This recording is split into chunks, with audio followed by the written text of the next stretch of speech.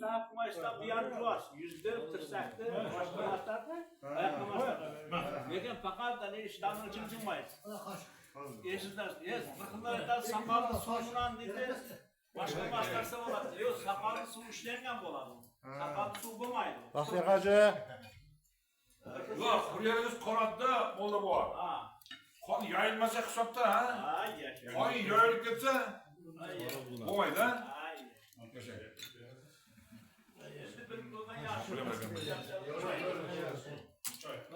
Koşullar sakallılarına fırlanmalarına tarafısına var. Diyorsun mu?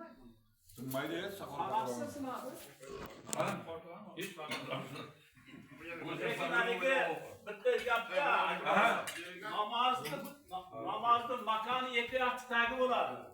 Cay namazdan kandan çıksaymış şurada bu ne öyle? İyi ki ayağımız cay namazdan çıkmaz. Kömürüm etmez olamız, ayağımız cay namazdan yetmeye kalamız. Namazda olamız. Şunun için yeki atı takip, namazda makanı olamız. Şunun için namazın üstüne, cay namazın üstüne ayak danga koymam. Ha başçısı, mehnet kılarsın. Makandan makan. Korkan cayınız